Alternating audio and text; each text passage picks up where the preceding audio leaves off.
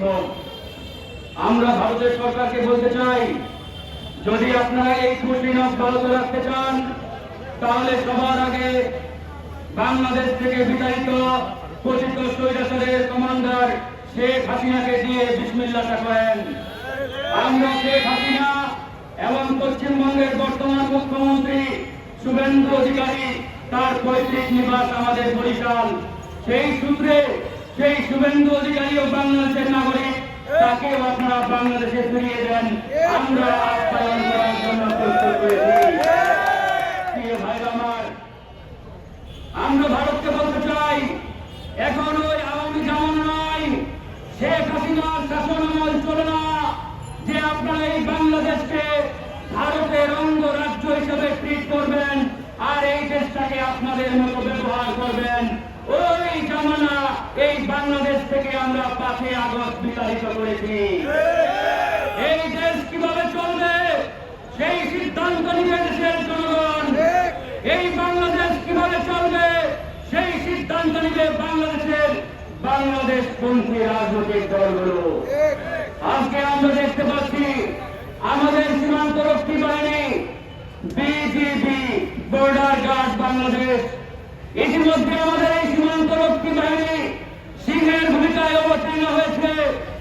আমরা এখানে স্পষ্ট করে বলতে চাই, 2009 সালে ভারতীয় পরিকল্পনায় আমাদের এই পিলখানায় বিডিআর হত্যাকাণ্ডের মধ্য দিয়ে আমাদের এই বিজিবির মেরুদণ্ড ভেঙে দেওয়া হয়েছিল।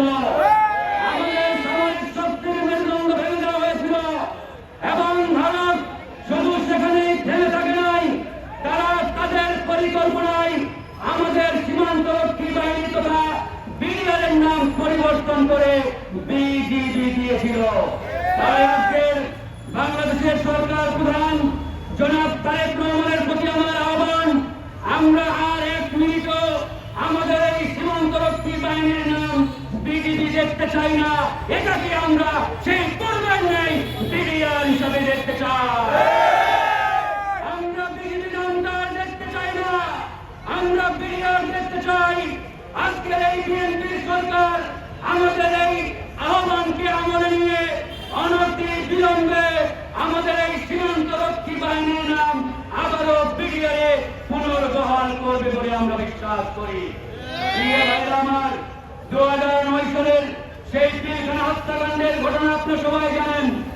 এখনো সেই হত্যাকাণ্ডের মিথ্যা মামলায় অসংখ্য নৌজওয়ান কারাগারে বন্দী রয়েছে।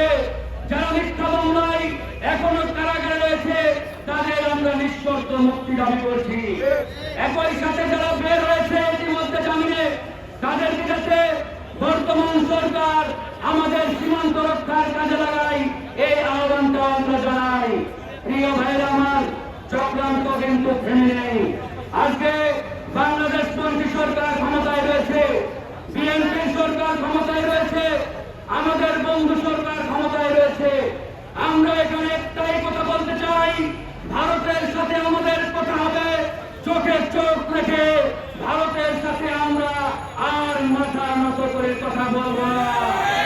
কিন্তু আমরা আশঙ্কা করছি, জনাব তারেক রহমানের যে মিশন, যে ভীষণ নতুন বাংলাদেশ বিনির্মাণের স্বপ্ন নিয়ে তিনি ইতিমধ্যে যে রাষ্ট্রীয় ক্ষমতা এবং রাষ্ট্র পরিচালনার দায়িত্ব পালন করছেন, এখানে কতিপয় ভারতীয় দালাল ইতিমধ্যে তার উপরে ভর করেছে।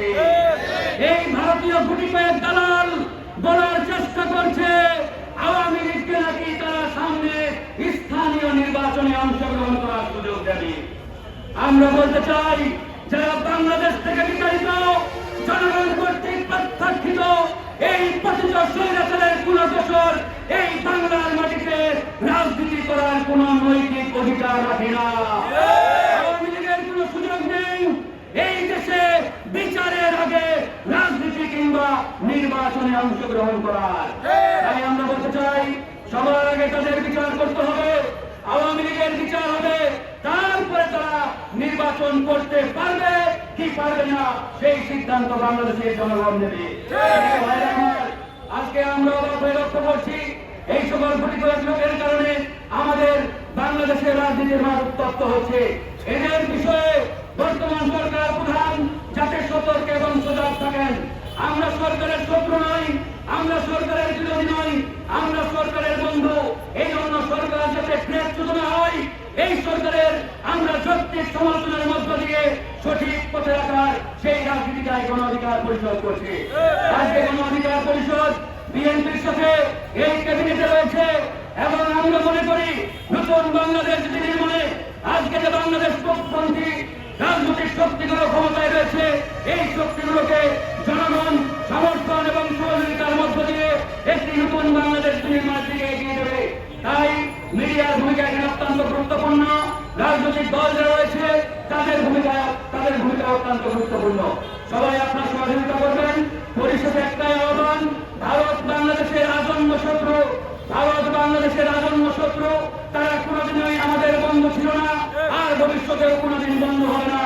তাই ভারতের প্রশ্নে আমরা জিরো টলারেন্স, ভারতের প্রশ্নে গণ অধিকার পরিষদ জিরো টলারেন্স।